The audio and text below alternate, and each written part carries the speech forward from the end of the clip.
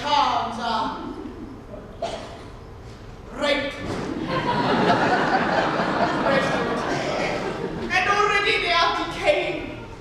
Better secure me, then I've gone too far.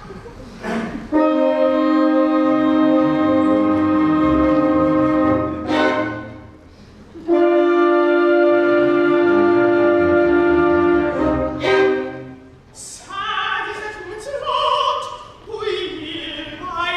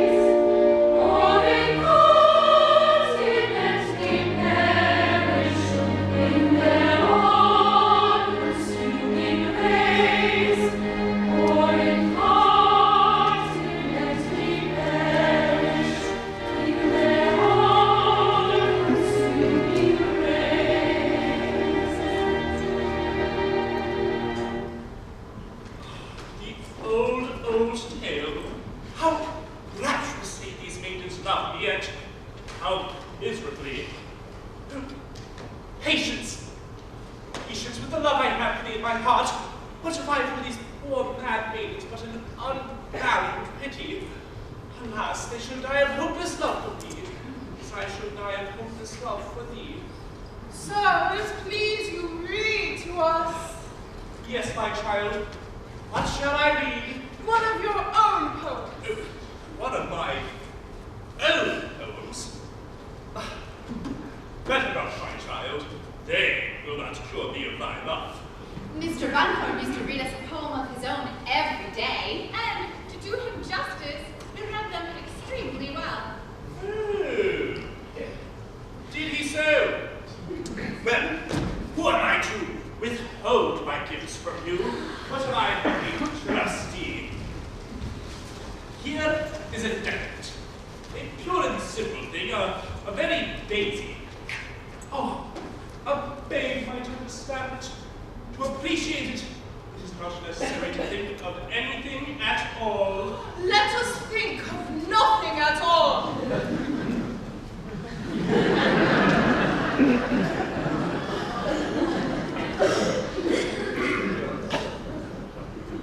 Gentle Jane was as good as gold. She always did as she was told. She never spoke when her mouth was full, or put blue bottles their legs to pull, or spilt plum jam on her nice new frock, or put white mice in the 8-day clock, or vivisected her last new doll, or fostered a passion for alcohol. And when she grew up, she was given in marriage to a first-class earl who keeps his carriage.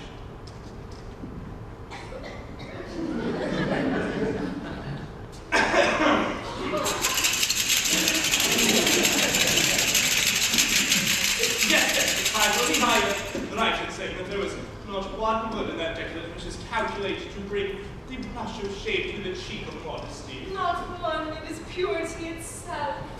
Here is another.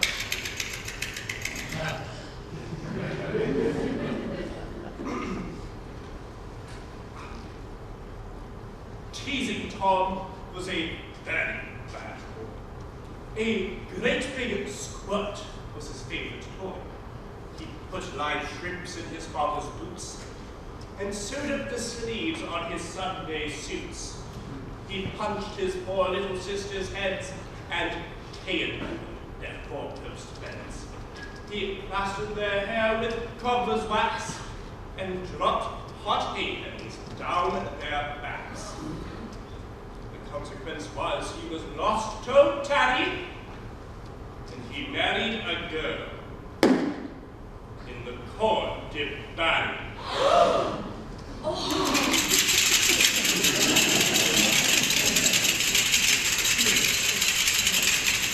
Marks, how grandly, how relentlessly the damning catalogue of crimes thrown on to retribution like a poison hawk came swooping down upon the wrongdoer. Oh, it was terrible. Oh, sir, you are indeed a true poet, for you touch our hearts, and they go out to you. This is simply cloying. Ladies, I don't mean to appear ungallant, but it is Saturday, and you've been following me around ever since, well, Monday. I should appreciate the usual half-holiday. It would be taken as a simple favor if you would allow me to close early today. Oh, sir, do not send us from you. Poor girls, but it is best to speak plainly. Now, ladies, I know that I am loved by you, but I can never love you in return, for my heart is fixed elsewhere. Remember the fable of the magnet and the churn. But we don't know the fable of the magnet and the churn. Don't you? Then I shall sing it to you. A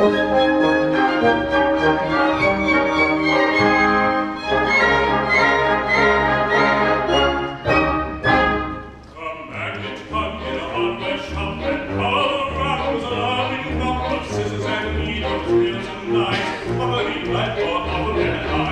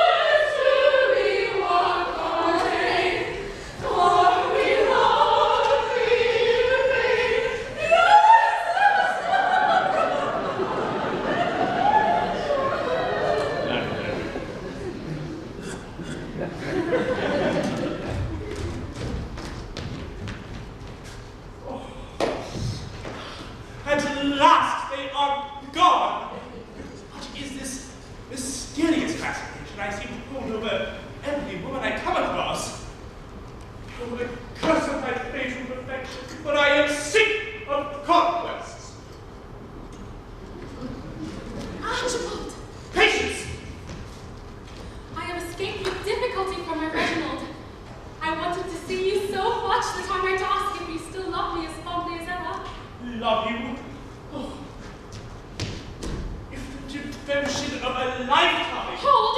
Unhand me or I scream! If you are a gentleman, pray remember that I am another's. But you do love me, don't you?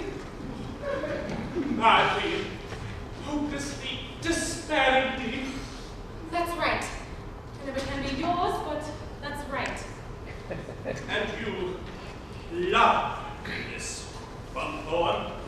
With a heart-whole ecstasy that withers and scorches and burns and stings. It is my duty.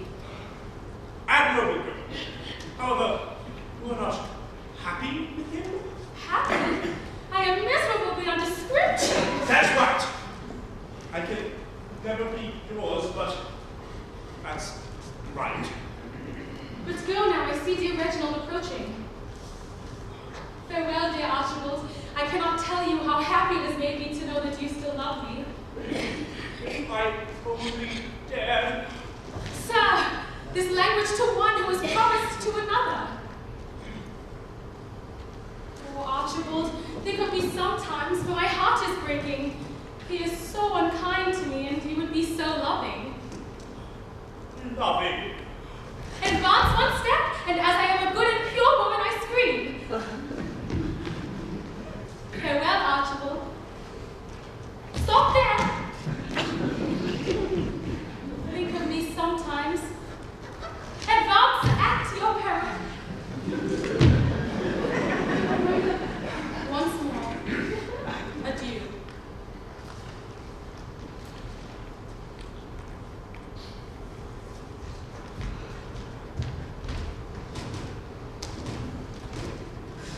In a doleful train, one and one I buckled in, for my love in vain, not so sorrowful as they, who can only sigh and say, who is he?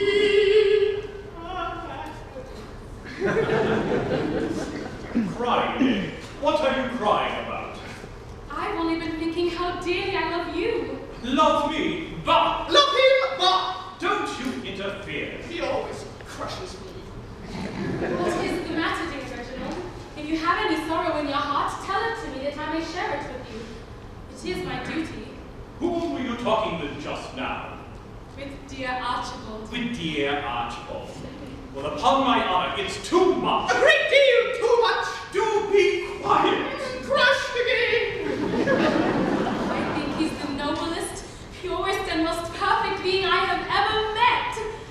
But I don't love him. It is true that he's devotedly attached to me, but I don't love him. Whenever he grows affectionate, I scream. It is my duty. I dare say. So do I Why, how could I love him and love you too? You can't love two people at once. Oh, can't you then? No, you can't. I only wish you could. I don't believe you know what love is. Yes, I do. There was a happy time when I didn't, but a bitter experience has taught me.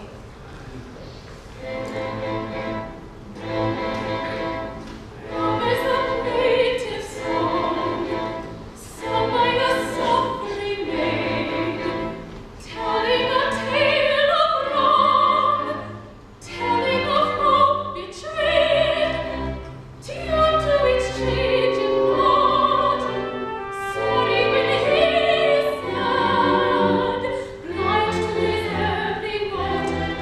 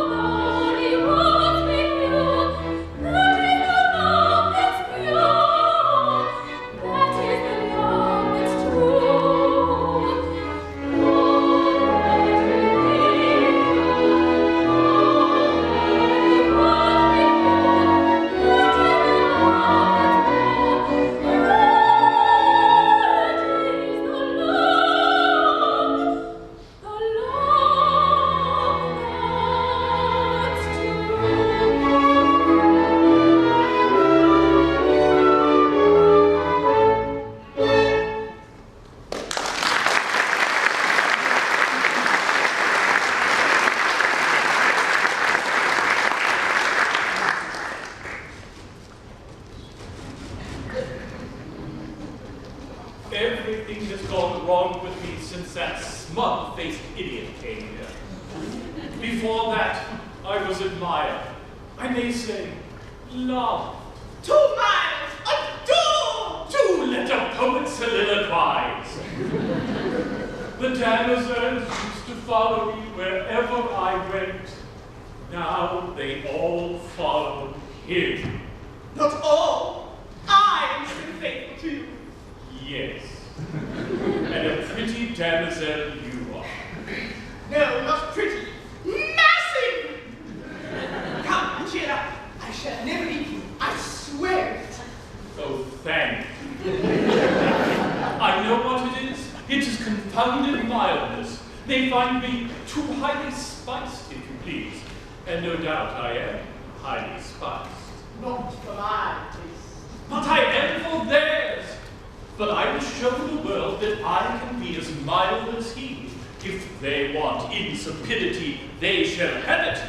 I will beat the spell on his own ground and beat him on it. You shall. And I will help you. You will? Jane, there's a good deal of good in you after all.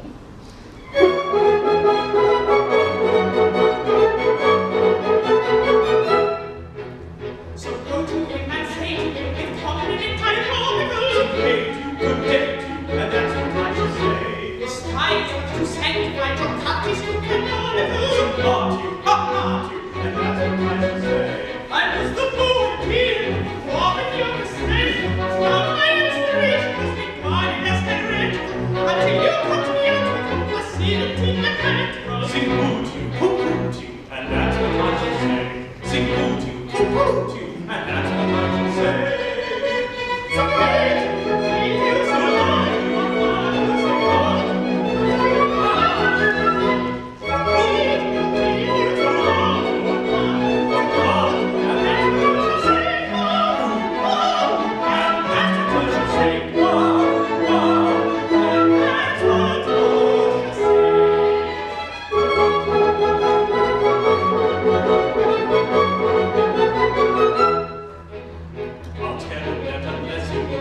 to be more jocular.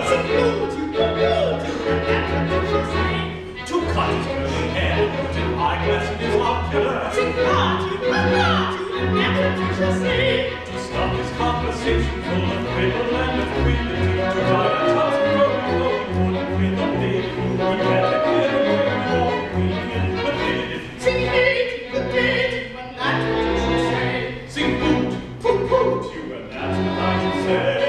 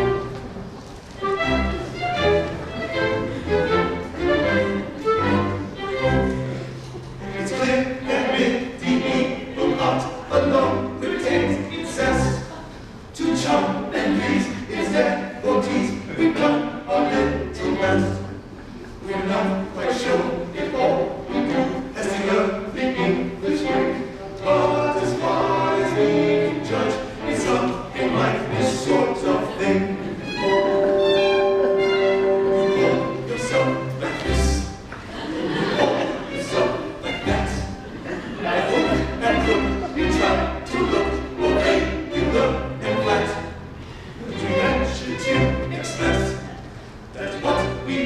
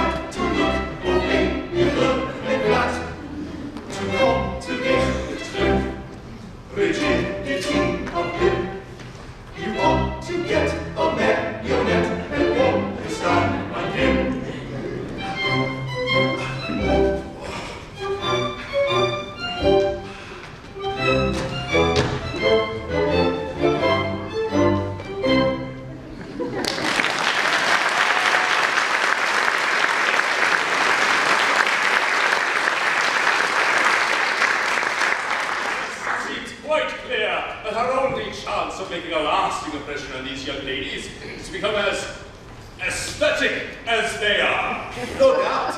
The only question is how far we've succeeded in doing so. I don't know why, but I have an idea this is not quite right.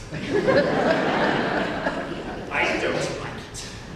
I don't see what it means. I do it, but don't like it. My good friend, the question is not whether we like it, but whether they do. They understand these things. We don't. Now, it shouldn't be supposed that this was effective enough at a distance. I can't help thinking we're a little stiff at it. It would be extremely awkward if we were to be struck so. I don't think we shall be struck so. Perhaps we've been awkward at first, but everything must have a beginning. Oh, here they come!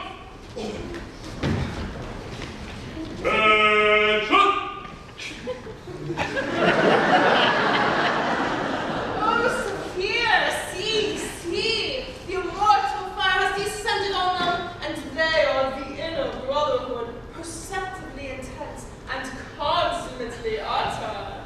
How Botticellian, how Fra Angelican. Oh, Max, we thank you for this boon. I'm afraid we're not quite right. Not supremely, perhaps, but oh, so all but. Oh, Sophia, are they not quite too all but? They are indeed jolly utter. I wonder what the inner brotherhood usually recommended for crap. We will not deceive you. We are doing this at some personal inconvenience with the hope of expressing the extremity of our devotion to you. We hope it is not without its effect. We will not deny that we are very much moved by this proof of your attachment. Yes, your conversion to the aesthetic development in its highest form has touched us deeply. And if Mr. Grosvenor should remain obdurate, Which we have every reason to believe you will.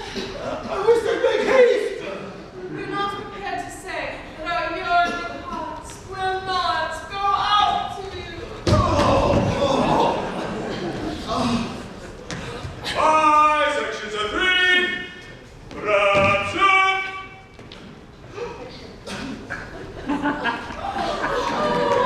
It's extremely good. Forgiveness is admirable.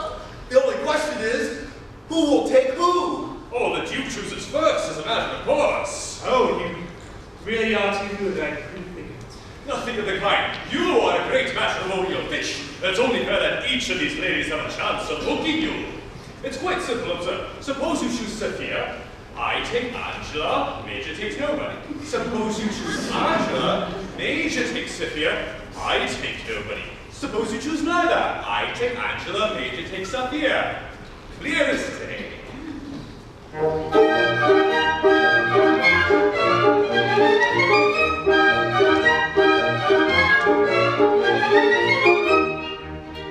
If Sophia choose to marry, I shall be fixed up for life. Then the colonel need not tarry, Angela will be his wife. In that case, the president and single, I shall live and die. I shall have to be contented with the heartfelt sympathy. We will have to be contented with the heartfelt sympathy. In that case, the president and single, I shall live and die. I shall have to be contented with the heartfelt sympathy. We will have to be contented with the heartfelt sympathy. We will have to be contented with the heartfelt sympathy.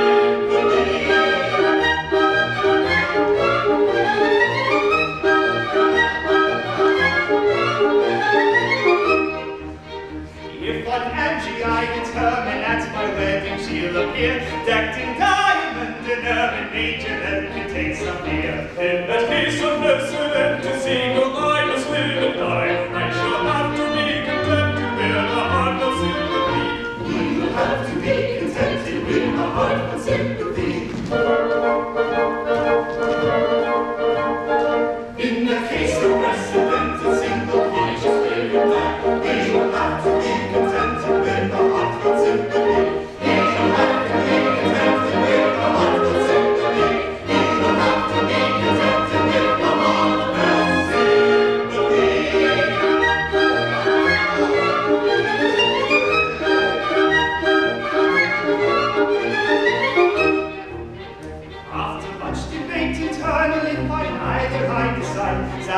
Let me take the colonel and you read it Major's part. In that case, unprecedented single, I shall live and die. I will have to be content with a heartfelt sympathy. You have to be content with a heartfelt sympathy. In that case, unprecedented single, I shall live and die. He will have to be contented with a heartfelt sympathy. I will have to be contented with a heartfelt sympathy. I will have to be contented with a heartfelt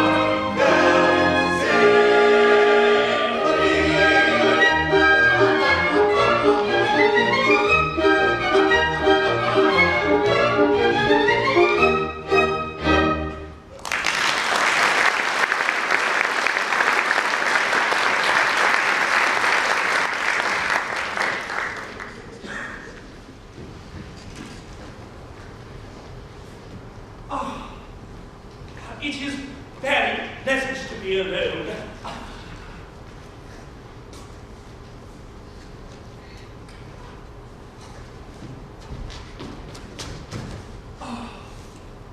It is pleasant to be able to gaze at pleasure upon those features which all others may gaze upon at their own good will. I am the very Narcissus. It's no use. I can't live without admiration. Ever since Grosvenor came here, insipidity has been at a premium. Ah, he is there. Oh, Buckthorn! Come here. Look. Oh, very graceful, isn't it? Allow me. I haven't seen it yet. Yes, it is graceful. Oh, good heavens, not that. That. You don't mean that. But I am in no mood for trifling. Oh, and what is amiss? Ever since you came here, you have entirely monopolized the attentions of the young ladies. I don't like it, sir. My dear sir, how can I help it? We are the plagues of my life, my dear Mr. Buckthorn, with your personal disadvantages. You should have no idea what it is to be madly loved at first sight by every woman you meet. Sir, until you came here, I was adored. Exactly, until I came here. You see, there's my grievance. I cut everyone out. I assure you, if you could only suggest some means whereby, consistently with my duty to society, I could escape these inconvenient attentions, you would have my everlasting gratitude. I shall do so at once. However popular it may be with the world at large, your personal appearance is highly objectionable to me. It is? Oh, it is! Oh, thank you, sir. Oh, how can I express my gratitude? By making a complete change at once. Henceforth, your conversation must be perfectly matter-of-fact. You must cut your hair and have a back parted. Beg pardon? Exactly. In appearance and costume, you must be absolutely commonplace. No. I'm sorry, but, that's impossible. Take care. When I am thwarted, I am very terrible. I can't help that. I'm on board with a mission. That mission must be fulfilled. I don't think you quite understand the consequences of thwarting me. I don't care what they are. Suppose, I won't go so far as to say I will do it, but suppose for one moment I were to curse you. Ah, very well. Take care. But you wouldn't actually do that. Oh, I don't know. It's a very strong action to take. Still, you wouldn't. I know you wouldn't. Reflect, Mr. Bumper, reflect. You had a mother once. Never. Then you had an aunt.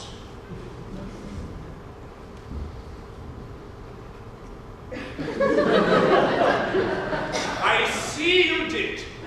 Then in memory of that act, I implore you to pause ere you resort to this last fearful expedient.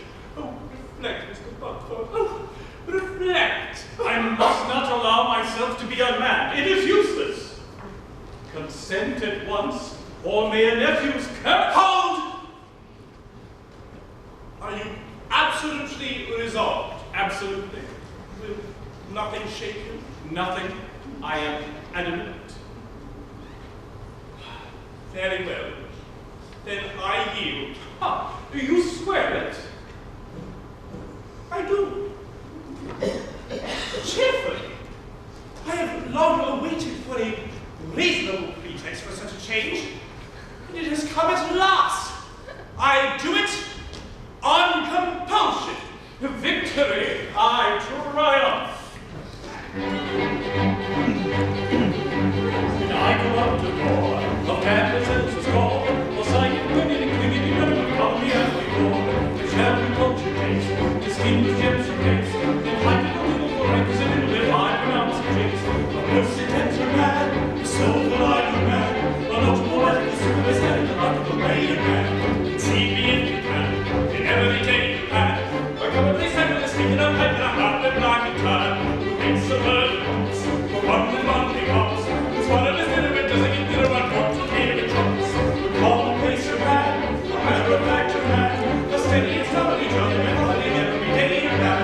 A Japanese man, a blue and white man, front who's gonna ribbity, bibbity, bibbity, Genesee Wally man, a Chesapeake Navy man, a Somerset House man, a many delectable, having respectful, firmly buster man, a man of opinion man, a haggard and niger man, a greenery uppy, broken and uppy, from the greater man, a sword and coaster man, a Howard changer man, a pussy and particle, what's an exotic house man.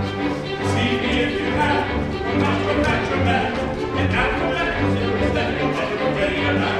See me if you have, a natural factor man, and natural factors in respect of better ready a man.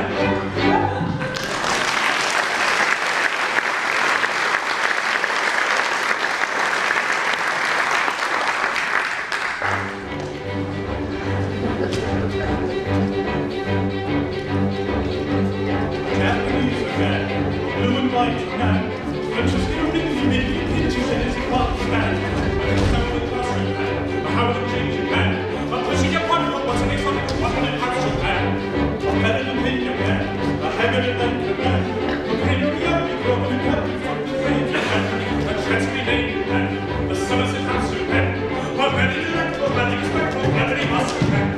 See me if you can, a totally greater man, a man of medical service and a every day man. See me if you can, a natural factor man, a man of medical service and a every day man.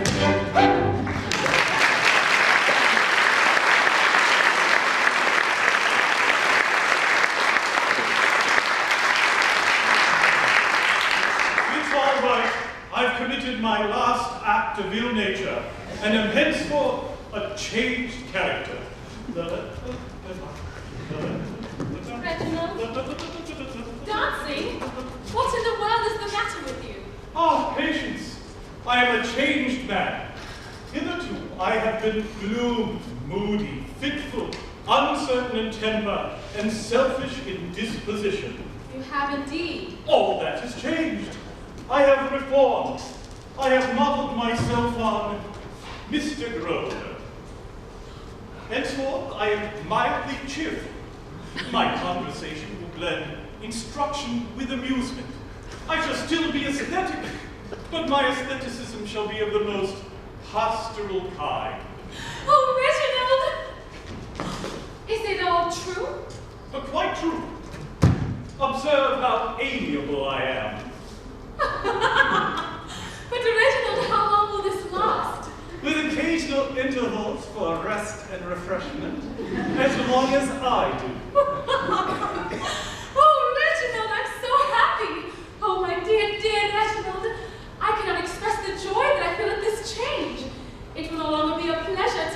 but an honor, a pleasure, a rapture. My darling. But, oh horror! What's the matter? Is it quite certain that you have absolutely reformed? That you are henceforth a perfect being, utterly free from defect of any kind? It is quite certain. I have sworn it. Then, I can never be yours. Why not? Love, to be pure, must be absolutely unselfish, and there can be nothing unselfish in loving so perfect a being as you have now become. But stop a bit. I don't want to reform. I'll relax. I'll be as I was. Interrupted.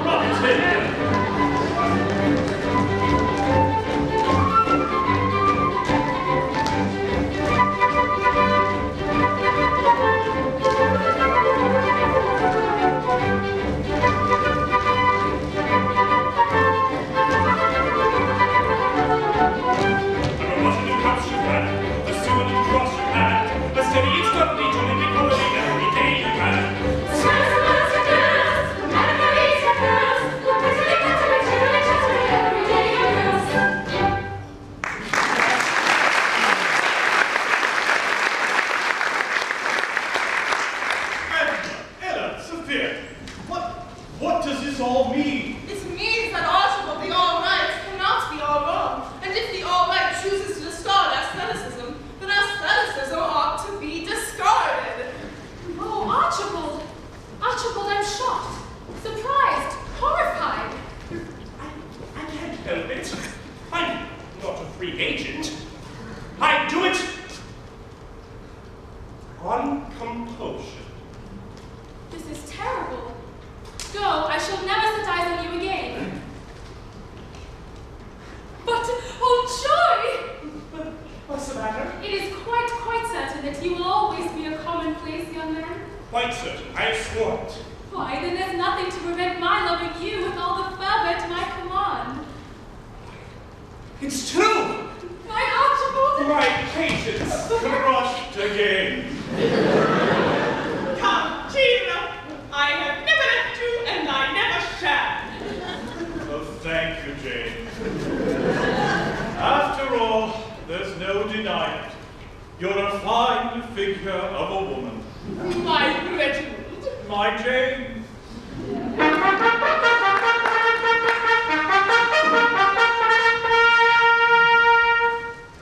Ladies, the Duke has at last determined to select a bride. Approach. Such of you that are truly lovely.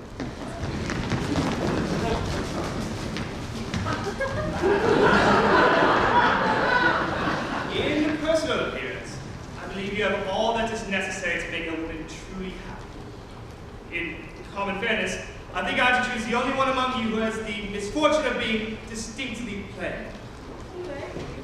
Jane! Crushed again.